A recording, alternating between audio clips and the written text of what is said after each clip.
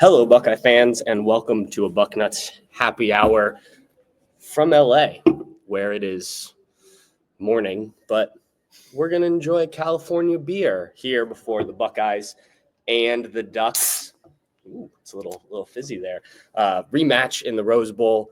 Obviously, a game everyone is excited about. We're going to talk breaking it down from all angles, and I've got Eric here from Duck Territory. Eric, thank you for joining me. Yeah. We did this virtually before the first meeting, but it's nice to be able to do this in person. I rarely do live podcasts like this with the opposing beats. Yeah. This is fun. Yeah, I'm glad we were able to do it. You are drinking water. Cheers with my water. Yeah, like a sensible human being. I don't know what time it is here. It's like 9:45. Yep. But we commit to the bit on the Bucknuts happy hour. Okay, let's get into this matchup because people care more about that than the beers. For this one, I imagine. Let's start with the last game. Mm-hmm. Obviously, a thriller, 32-31. Oregon wins in Eugene. What was your biggest takeaway coming out of that game from a Duck perspective that you think applies to this game on Wednesday? I think broadly it's that I thought these teams would play again. Yeah. But as I told you leaving the press box, I thought it would be in Indianapolis. Mm-hmm. I didn't expect it would be here. And so that part's fun. We get to do this again because I thought the first game was one of the most fun games I've got a chance and a privilege to cover. So, that part's awesome. And then I guess just for Oregon, and this has been something I've talked about a lot this week on our show, is just what happened on the outside, both on offense and defense for Oregon, I thought was, I don't want to say an outlier, but it was unexpected for me. I didn't expect Oregon to really get over the top like they did against Ohio State. And on the other side, I thought they did a better job of keeping everything in front of them. Mm-hmm. Played a lot of zone, not what Tennessee did. No. Played a lot of zone, kept everything in front of them. Oregon's corners, we talked about this last night. Oregon's corners are okay coverage corners. They're better in zone, good tacklers, reliable players in space. That's kind of where they won. And that's an area that they did a pretty good job in the first game. And so I guess going into this one, I'm really curious to see, how does that hold up? Sure. Does it feel like it's a stalemate, or does it feel like it's something that where Ohio State, who I think most people think, and I would agree, has more Sunday players, has more NFL talent out there? Is that an area where they can exploit more? Because I think if it's played even like it was in the first matchup, I think that gives Oregon a much better chance to win this game. I think if Ohio State's able to do what it's done against a lot of its opponents this year, get the ball over the top and then stop everything from going over the top, I don't think they've given up like a passing touchdown since that game. They have not, no. Is the stat. If that's what it looks like, I think it's going to be a little bit more difficult for Oregon to do at least what it wants to do, and especially to make this a higher scoring game, which from my perspective probably favors the Ducks. Yeah. So that's the big thing. And then there's a bunch of these other side kind of things we can get into, but I just think rewatching that game as I've done recently in the lead up for this one, that really stood out to me. It was Oregon unexpectedly got a lot more over the top, and I thought did a pretty good job of keeping everything in front of them on the other side. How have the Ducks done with that in games since then, for Buckeye fans that haven't watched every game like you have? Evan Stewart hasn't really been a factor in most games, which is crazy to think about given what we saw that night. I know. I'm sure there's Ohio State fans who haven't really followed Oregon a lot and are kind of going like, well, that guy has to have had like 1,000 yards, and he has like 600 yards and hit 150 of them in the game against you guys. So that part is notable. Tez Johnson and Trayshawn Holden have both had big games since then. Evan's really been quiet, and then defensively they've been pretty damn good against the pass. So that, I think for both teams, the most yards allowed through the air was that game in Eugene, and I don't think Oregon's given it more than, I think Aller threw for 230, 240 in the Big Ten championship game, and that's the closest thing. So pretty well, and the pass offense has been good for Oregon all season, but the vertical pass offense hasn't been something that they've really been able to get going. And then especially that Wisconsin game, which was the one real clunky kind of game, 16-13, they had nothing over the top. It was all underneath, and that was a game they didn't have Tez Johnson, their really dynamic slot receiver. They just couldn't make plays, and so that's kind of been the up and down nature of the pass game this year, is when they've been played these big moments like this, like they did the first time, they've had some success, they've taken more shots. I think they've kind of dialed that down a little bit in some of the other games.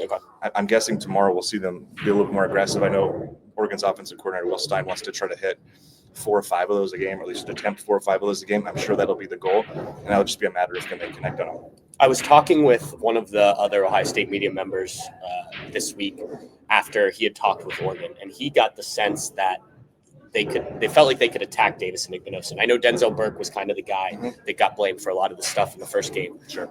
Do you get that vibe? I think from an Ohio State perspective, Igbinosun's been a guy who's committed a lot of penalties this Right. year.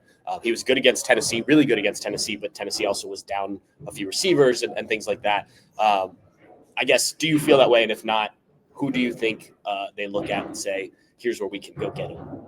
Well, the Burke thing will be really interesting to see if they target him, because that's a guy who, even in the moment, it was like, wow, they're going at him and they're having some success there. That really, that was, again, back to my original point. That was probably the bigger surprise too, was that was who they went after, right? Because you think they'd go on the other side there. Well, I guess when it works, you keep going to it. You go for it, right? And again, I think we're gonna have the element of surprise a little bit of like nobody's really taking shots at this guy, and they're like, let's give it a go. We've got the athletes to do it.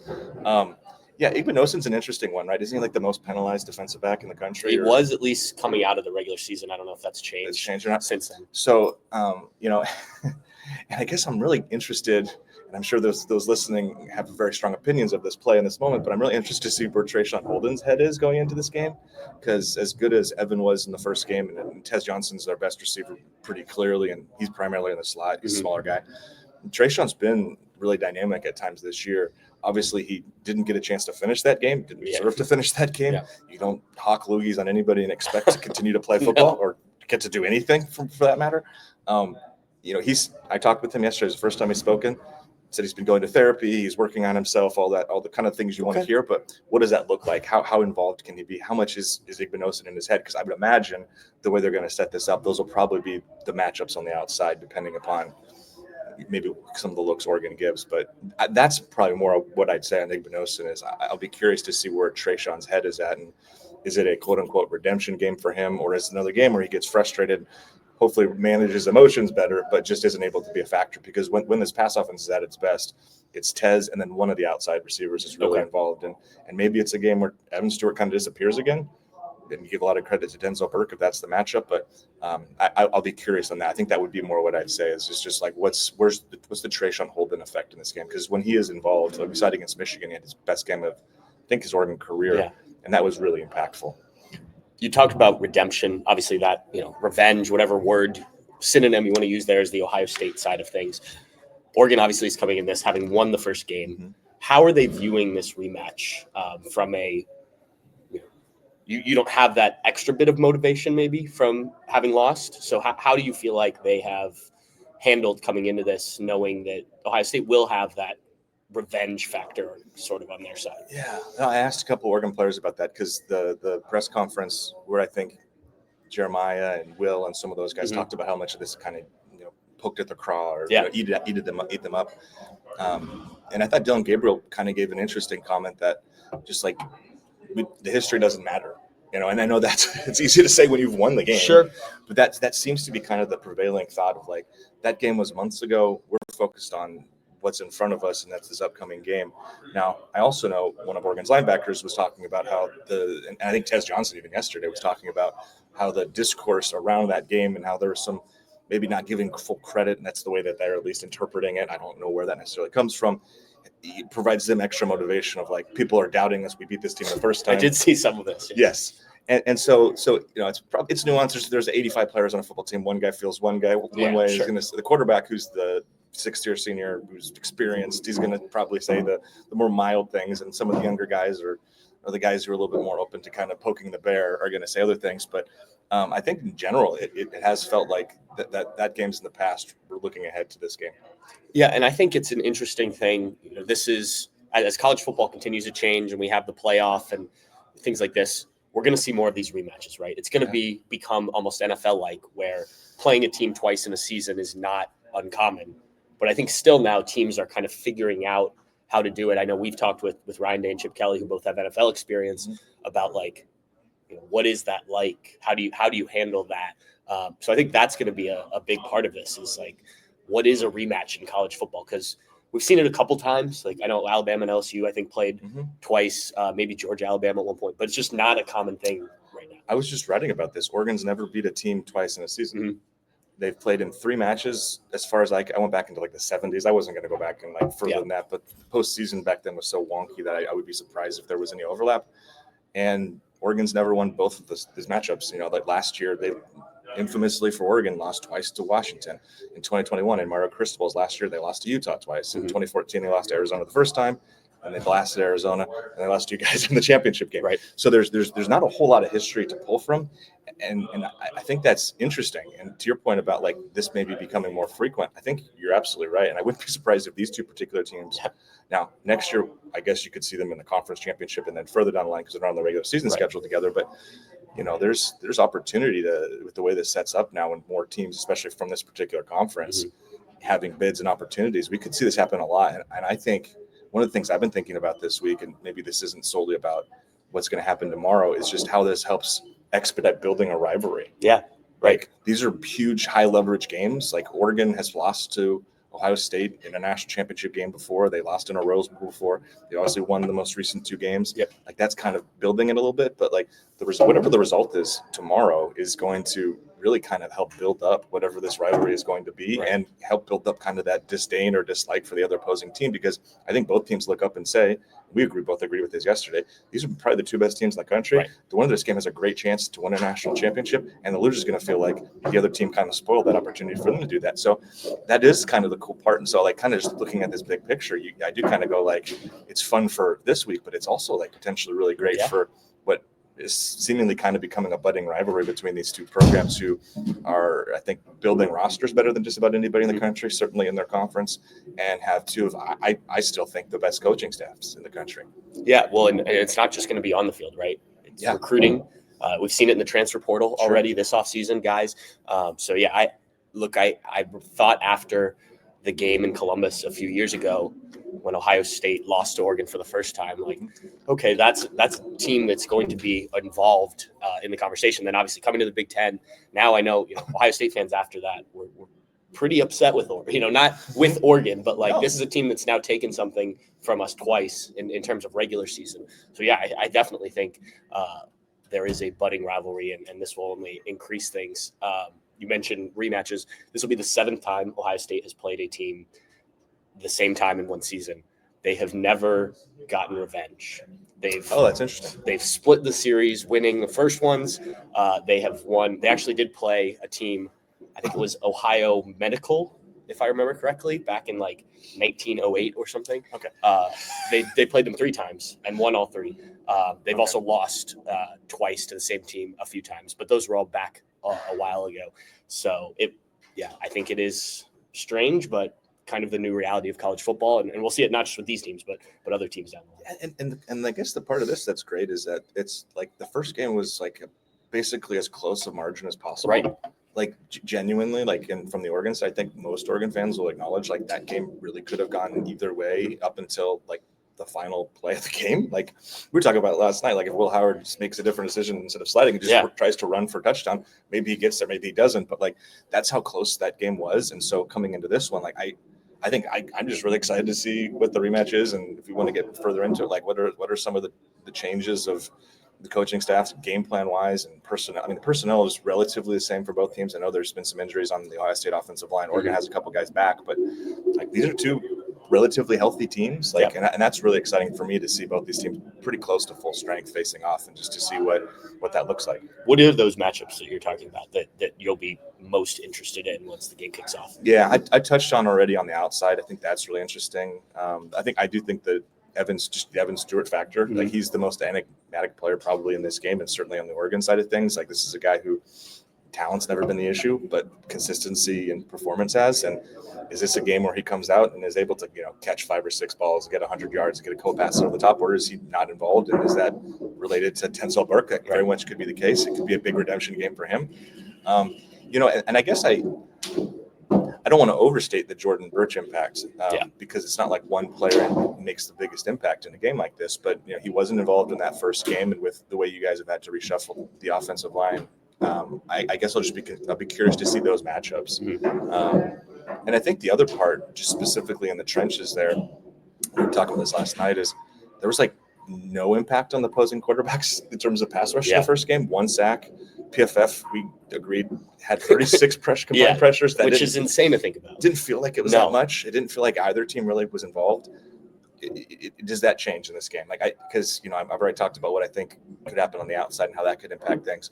Well, some of that stuff doesn't even matter if the opposing pass rush, like if Ohio State's able to do what they did to Tennessee, if Oregon's able to do what they did against a very bad Washington team, but they had 10 sacks in that game. You just completely disrupt everything. It becomes like, I don't expect it to be that lopsided either way, but is there a team that finishes with 3 to 5 sacks and is constantly impacting things? Because that's something, frankly, Oregon hasn't really faced all season. I think they've had 13 sacks allowed, and 7 of those came in the first 2 games where they were without a couple players, shuffling the rotation on the offensive line. They've been much better since that. I think 6 sacks allowed over whatever that is, 11 games.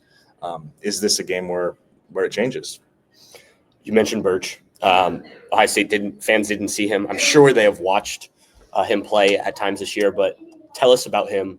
What makes him as good as he is, and how has he been since he's been back? Yeah. Well, he's an interesting in terms of the back part, because he returned, I think, 2 weeks later and then got hurt again. Right. And then he missed a game and he came back. He only played, I was looking at this yesterday, like 24 snaps, had 2.5 sacks against Washington.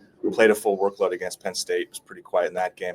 I think, this is a really explosive athlete. If you want to go find an example of it, go watch the fake punt that he had against Maryland, where he tucked it and ran. And I thought he and Trayshawn Holden had the same number 1.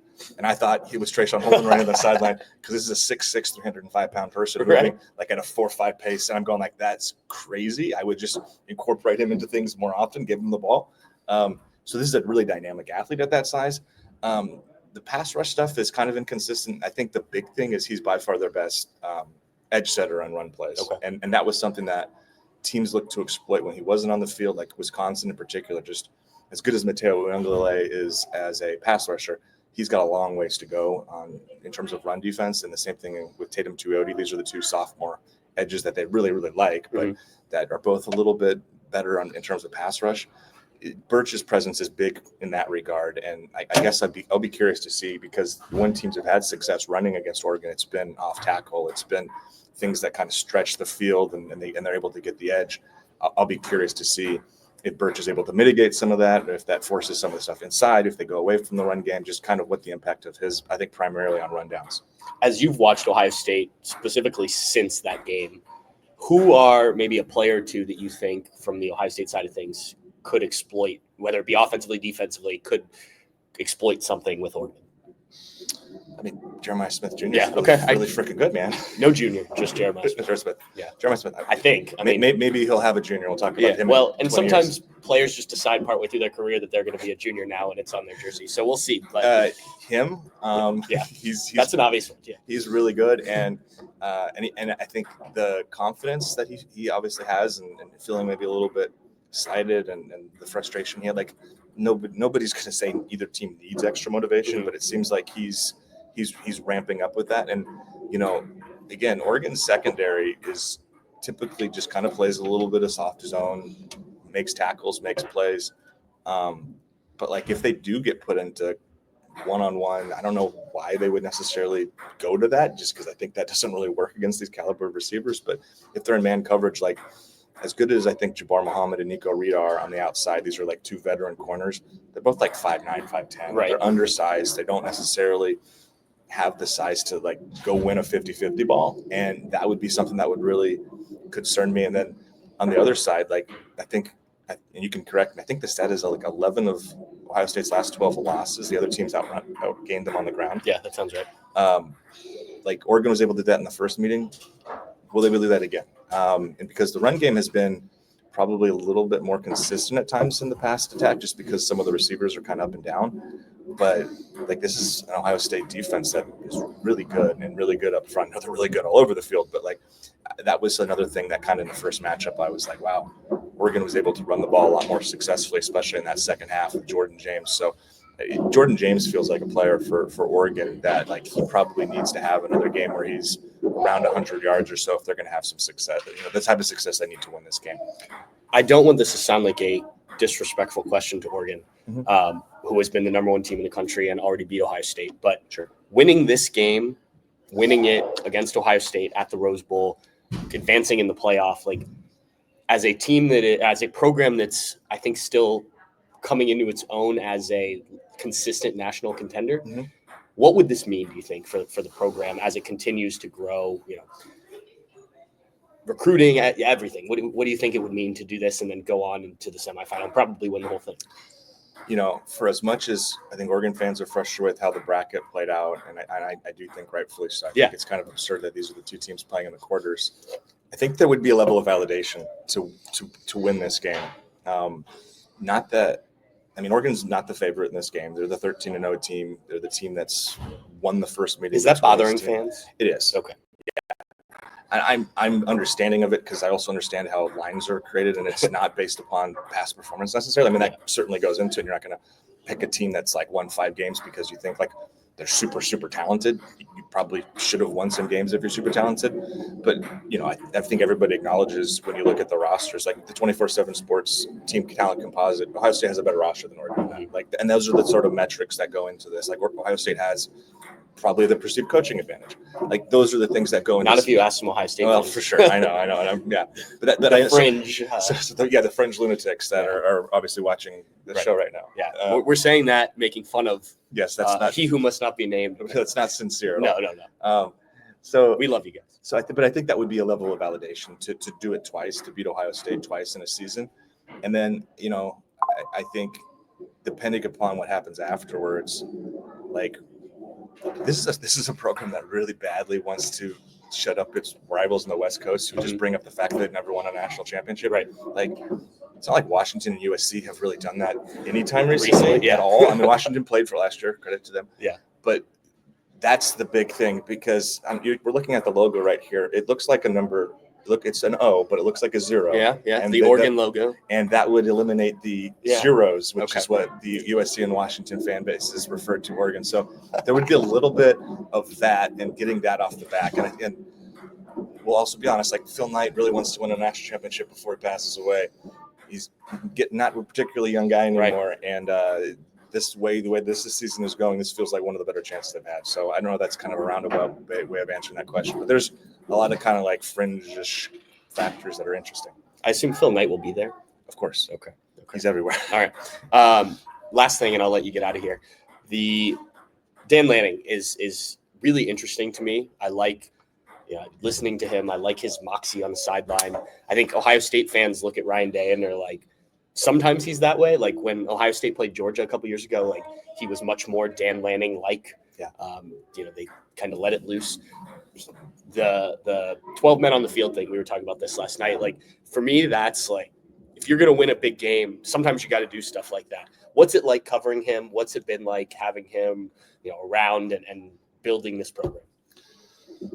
He's a really interesting guy. Yeah. Because I think he's like this will maybe surprise fans. Maybe they won't believe me or on the Ohio State side. I think he's like one of the more genuine good guys in college football. Like he's a guy who will check in and want to know how you're doing and all that stuff. And you hear stories behind the scenes of things that are kind of like, wow, that's like impressive that a person operates that way. Mm-hmm. But there's definitely another gear that shifts in terms of covering his teams. And he's not a straight shooter. He was much more straight shooting in here when he was kind of playful with the national media and on the big stage. Yeah, he was going to take notes when Ryan Day was basically asked for his defensive game plan. Yeah, he's more quippy and personable. I would say the thing that can be challenging with covering him is he came from the Kirby Smart and Nick Saban tree where the media is like almost an adversarial relationship. Yeah. And so we're not really going to get a lot out of that guy. And so I really respect the way he's coached this program. I think it's crazy to say because Chip Kelly had an unbelievable start to his time at Oregon. Dan Lanning has actually a better record through the same number of games played. And that was something that I don't think anybody thought was necessarily possible given how successful Chip was as the head coach during that run. And so, I think there's some, for people covering this program, the people that are fans of this program, there's a lot of appreciation for what he is and where he's going with this program. On a day-to-day basis, he's probably not my favorite person to deal with, but that's neither here nor there. And ultimately, when you're covering a program, you want them to win games. That's good for business. Right. And he's been good for business this year. So I'm not going to complain about him. But, I think he's a little bit of a different person away from the mic than he is in front of him. That makes sense. I said last thing, but then you brought up Chip Kelly. Yeah. And that made me think of Chip Kelly and Carlos Loughlin, obviously. Yeah. Oregon connections. Carlos Loughlin much more recently and left in a very different way. Just what are the Oregon fans' kind of thoughts on Chip Kelly, Carlos? I imagine they're very different. Very different. Yeah. Well, how do they kind of view both of these guys who are now going to be on the other sideline for the second time. Well, you understand this, Patrick. Fans are really tribalistic, and when a guy is their guy, they love him. Yes. When a guy is not their guy, they don't like him quite as much. Chip, I think, has far more goodwill built up because of the highs he was able to reach during his time at Oregon, and really shifting that from a Mike Bellotti, who I think played in a bowl game like 15 out of 16 years he was at Oregon, something like that. It was just kind of a consistent 7 to 9 win team. To Chip, who came in and was suddenly like they're playing in these BCS games. They're playing for 12-win seasons and really elevated the program, and it's kind of just been able to maintain that. I mean, I think you give a ton of credit for what he was able to do at Oregon and kind of taking that next step. So I think there's a lot of goodwill there. I think there's a little bit of frustration because of the way he left, which was basically because of an NCAA show cause, because of an investigation into recruiting tactics, which I still think are very bunk. And ultimately, there was nothing really behind that, but that's neither here nor there. Yeah. So there's a little bit of that. We could do a whole show on We could totally do a whole show on the whole Willie Lyles thing if you wanted. It would be interesting. But I think there's a lot of goodwill. There's also the fact that he's been an opposing head coach within the same conference of Oregon recently. Yeah. And so there's a little bit that has kind of like there's I think a little bit of the fan base that's kind of like, well, he's not really been our guy for a really long time, but there's definitely an appreciation. I'd say Carlos was somebody who, like, he's a good position coach. Yeah. And he brought in some really talented players, including Bucky Irving, who helped me get almost to a fantasy football championship. You fell short? I fell short. Okay. Well, he's great. He was. Carlos deserves credit for bringing him in, for developing him, for bringing in Jordan James and Noah Whittington and developing him. But the fact that he left when he left, and the fact that he was at Oregon for 2 years, there's not quite as much, I would say, appreciation. In fact, there's probably some people that got tired of some of his, I don't know, soft batch cookies and all his phrases and stuff like that, which I'm neither here nor there. I never like or dislike a guy anymore based upon if they left, unless they texted me on the way out to tell me I was an asshole or something like that, which doesn't happen. No, I don't. You're not an. Tried really hard not to be, but no, I think the reception there is pretty different. I would say that there's probably a pretty large contingent of fans who don't really care for him very much anymore. Whereas with Chip, I think the high majority would say we really appreciate him, and some of them would still say, like, we would argue he might be still the best coach Oregon's ever had. It was funny. I was standing outside the Ohio State tunnel at Autzen before the last game, and he walked out, and I was like, "Does this feel weird?" And he goes, business trip, and just kept walking. And I was like, all right, he's focused. Eric, thank you for I know this is a busy week for both of us. Sure is. I appreciate the time. Go back and get some stuff done. If you guys want to read on the Oregon side of this game, Duck Territory on the 24/7 Sports Network, they do a great job over there. So get out of here so people can read your stuff. Sounds Appreciate good. it. Appreciate it. Yep. All right. We're going to dive into more Ohio State specific stuff. Thanks again, Eric, for taking time to come over here and sit with me here at our media hotel. I meant to say this off the top. I am sitting in our media hospitality suite. There's a pool table, massage chairs, ping pong, shuffleboard, all happening. Usually this is the place most people hang out in the evenings at the bowl games. The massage chairs, we thought about doing this podcast from the massage chairs, but I was afraid that I would just fall asleep. So we did it over on these tables here. So again, thanks, Eric. But if you do hear some stuff in the background, that's why. I tried to find a quiet place that also had good Wi-Fi, which is not the easiest thing to do sometimes in a hotel. But let's get into this matchup for the Buckeyes. And I know we've talked about it a lot over the last week and a half or so. Dave and the guys on the BM5 have really dived into it. But I think there's some interesting things still to talk about here. And for me, the biggest thing about this game is going to be, can Ohio State, and I wrote about this earlier this week, you can read it over on Bucknuts, like, can Ohio State on the offensive side of the ball match that sort of edge, that mentality that they had against Tennessee? Because we saw the best version of Ohio State against Tennessee, right? That was a team that was angry. That was a team that felt like they had something to prove.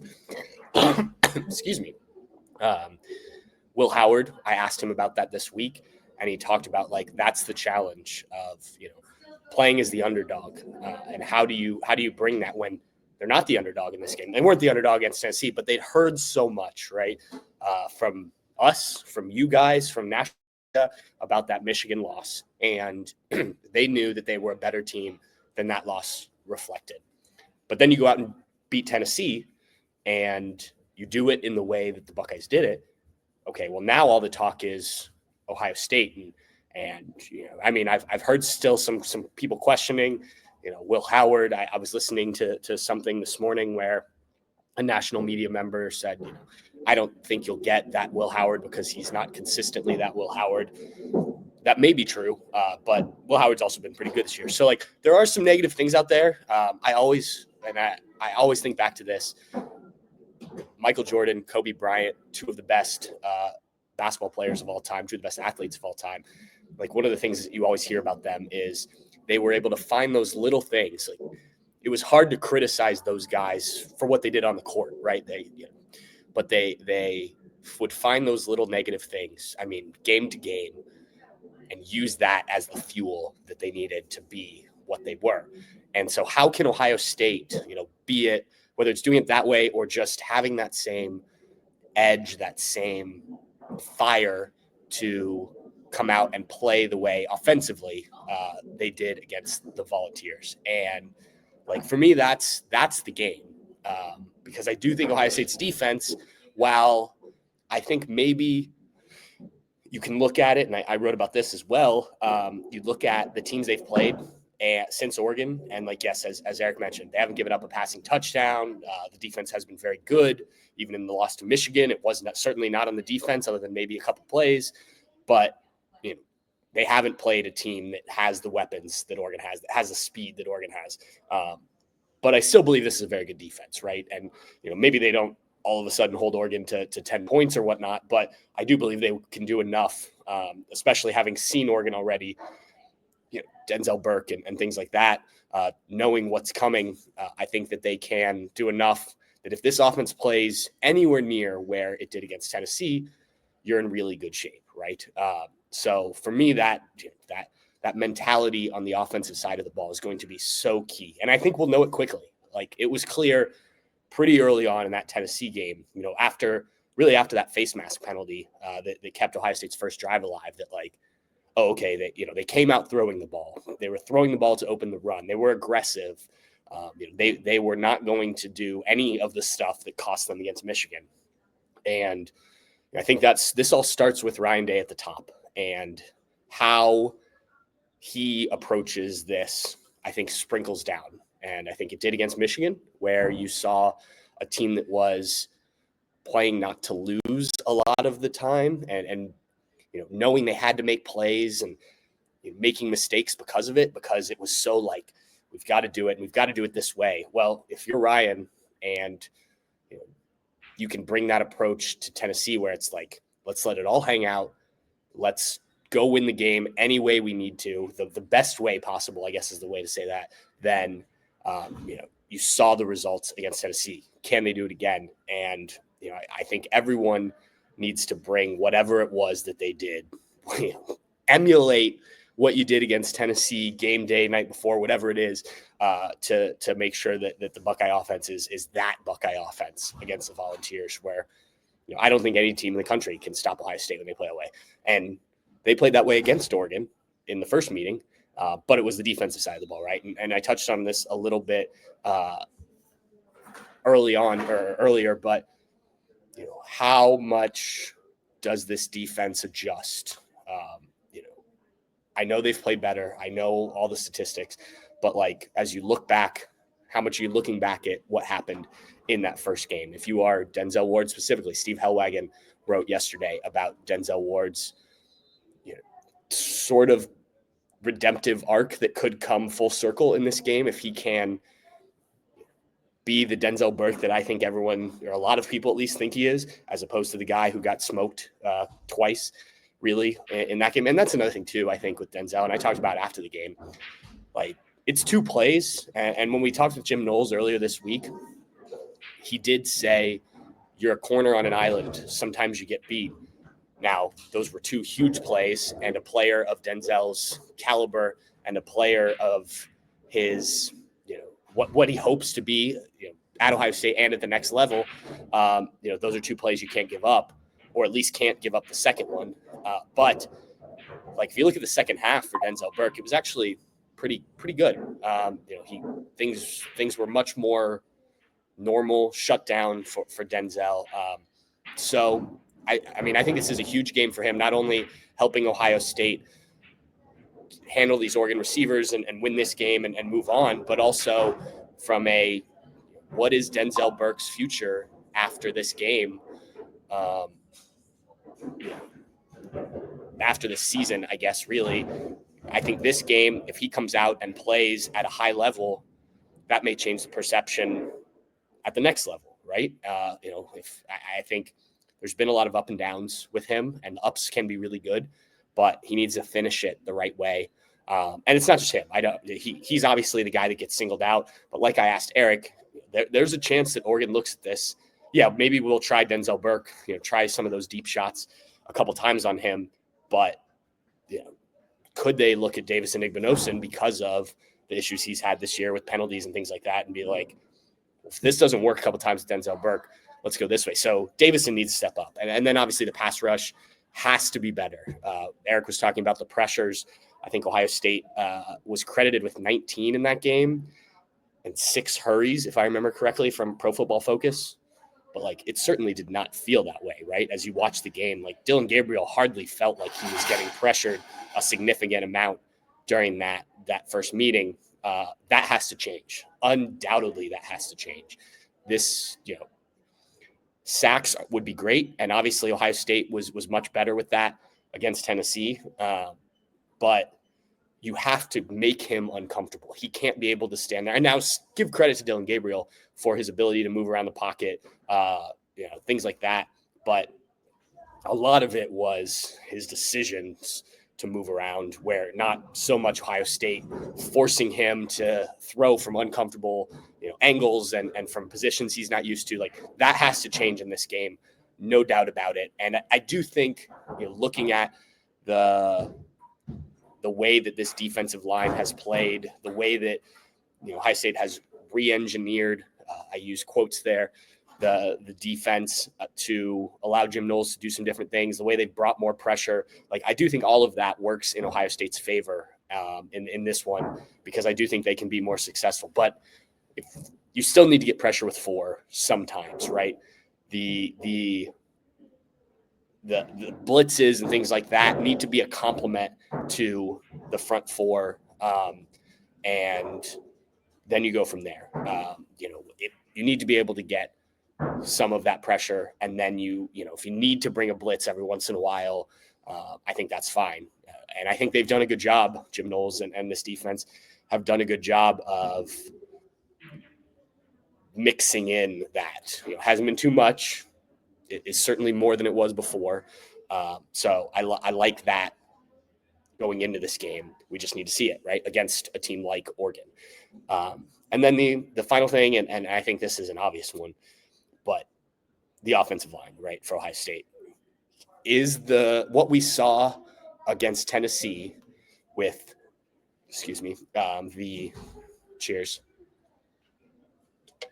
what we saw against Tennessee with the rotation at guard, Carson Hinsman still at center. Is that a long-term recipe for success, or was that one day where Ohio State outplayed a Tennessee team that certainly has a good defensive line, lots of depth? We talked about that before the game. Can you get that level of performance again?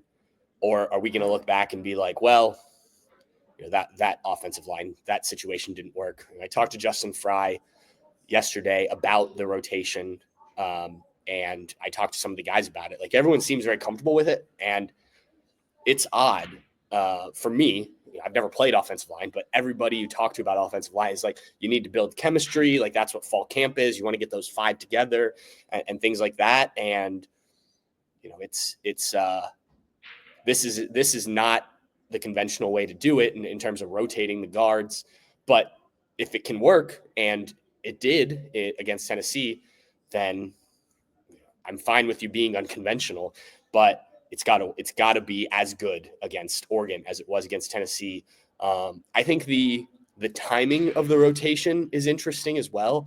When do you put, assuming they start the same 5 with Austin Saraville, left guard, Tagra Shabull at right guard? When do you put Luke Montgomery in at left guard? When do you pull Tagra Shabull out and put Austin Sareveld at right guard? And that's another thing. Austin Sareveld, who deserves a ton of credit, and I'm hoping to write about this because I talked to him. Like, he's playing two different positions within one game. And he said it's not a big deal. He used to do it in high school, even moving within a game from tackle to guard on the opposite sides and things like that. So he didn't think it was going to be an issue. And obviously he played well. But I also asked Justin Fry, like, did you ever do that? And he was like, yeah, I had to move. I think he moved from right to left tackle in a game. He played at Indiana in a game against Michigan.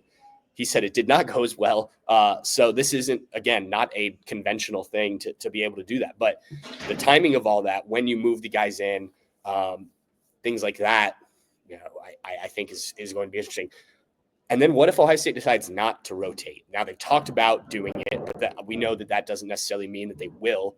So, if they decide, like, I think if that does happen, Tagra Shabola becomes the odd man out, just in terms of the way things have gone. And I thought early in the season, Tagra was playing the best of the guards. When Austin Sareveld started and then Donovan Jackson came back in, I thought maybe Donovan Jackson, once he got back in, was better. But between him and Austin Sareveld, like, I thought Tagra was the better lineman, but he certainly had struggles kind of the second half of the season. And not that Austin Sareveld hasn't had his own issues at times, but as a first-time starter, you kind of expect that, especially for a guy who's been in and out of the rotation. So do they decide, maybe we just go with Luke and Austin as our guards, and if we need to bring Tagra in, or do you try and keep as much continuity as possible? I think that will be interesting, and then just how it all works is going to be crucial for this game. Offensive line trench play is always important in these games, but I think with everything that's happened with Ohio State on the offensive line this year, like, it's unfortunate, but you got to figure it out in these big games. Absolutely. And they've done a good job of it. I think for as much flack as Justin Fry gets, specifically for recruiting, I think you have to then go and acknowledge what he's done to, especially if this offensive line helps this team move on and potentially win a national championship. Like, what he's done is pretty remarkable. And he talked about it as well. Like, he can't be woe is me and why am I having to deal with all these injuries and things like that, because he's the leader of that room. And if he's going to preach next man up and all this stuff, like, he has to live by that as well. And I thought that was what was pretty admirable. For a guy who rightfully, like I said, gets some shtick for some of the stuff, but when he does some good things, I think we need to acknowledge that as well. So those are kind of the way that I see, the biggest questions, matchups, whatever, for this game heading into it. Now crazy, we're a day away, which is just mind-blowing for me, how quickly this last 10 days have gone. I think there were a couple questions I saw coming. Let me see here that I wanted to address. Danielle and Charles McGee. The question is how Ohio State is going to slow down the QB running. The run defense hasn't been great this year. Well, the run defense has been pretty good. They are pulling it up here. Number 8 in the country, rush defense. Now, if you're talking against quarterback runs, yes, that is certainly an area where Ohio State has been hit.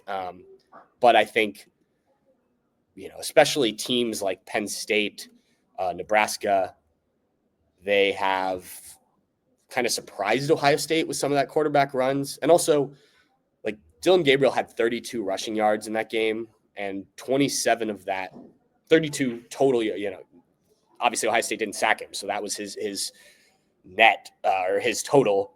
But 27 of that came on the one touchdown run, which was a good play. I think I know JT Tuimoloau got a lot of criticism for it because he, bit so hard on the running back, but he also used that exact same thing earlier to get a stop. The same type of play. Oregon just, Dylan Gabriel just pulled the ball that time and made the right play. So, sometimes guys make plays.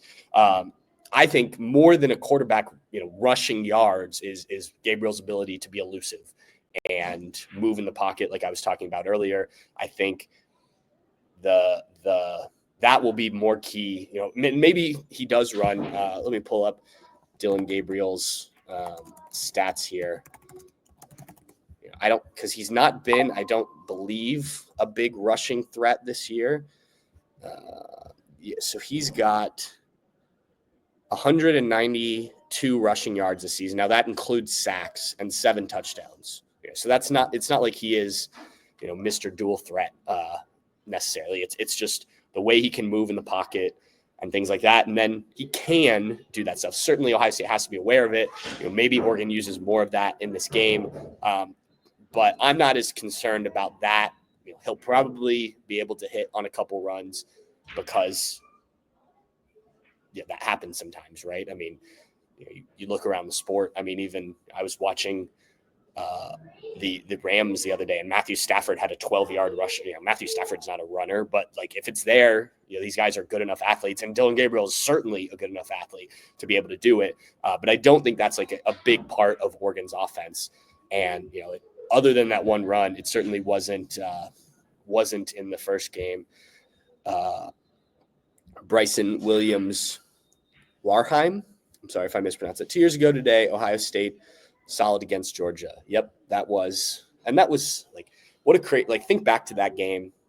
There's a lot of things you can think back to, but like for me, the thing I will always remember about that game is, well, I will remember a lot of things. The Marvin Harrison hit, some of those things, but the fact that like the field goal is going up as the ball drops, obviously we're in the press box. I'm not watching the ball, but like literally I saw the time change to midnight, and it's like, oh yeah, crazy just timing of all that from the Buckeyes. Let's see if we have anything else here. Question wise. Okay. I think, here's one from Danielle and Charles again. Do you think Ohio State should tell Chip to move on and bring up Brian Hartline as OC before he leaves? No, I do not.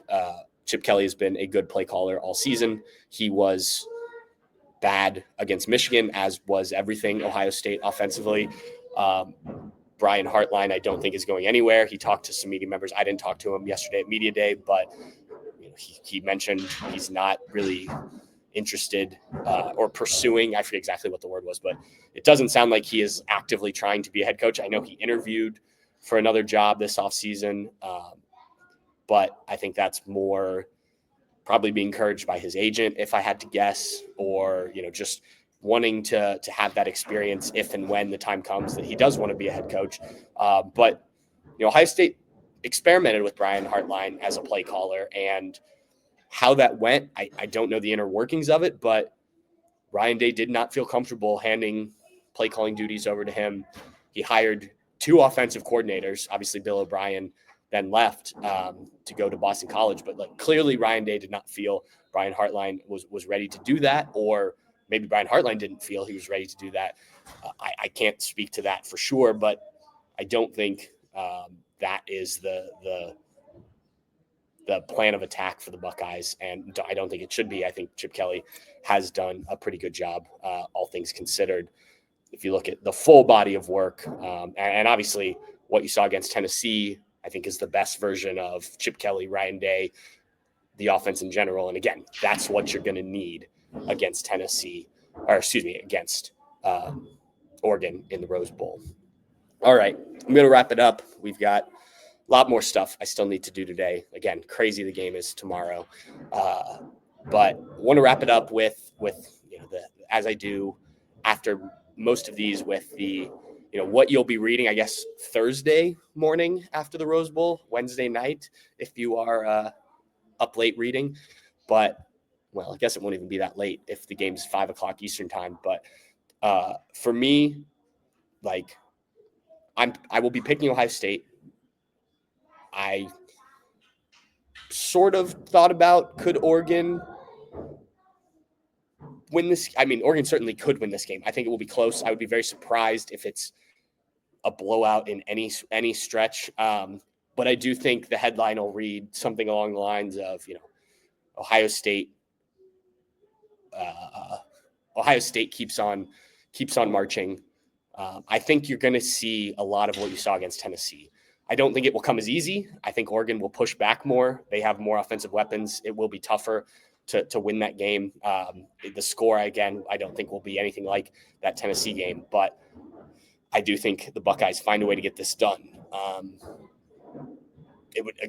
I would not be entirely surprised if Oregon wins this, but I do think ultimately Ohio State's found a recipe for success. And I think when that happens, this is a dangerous team.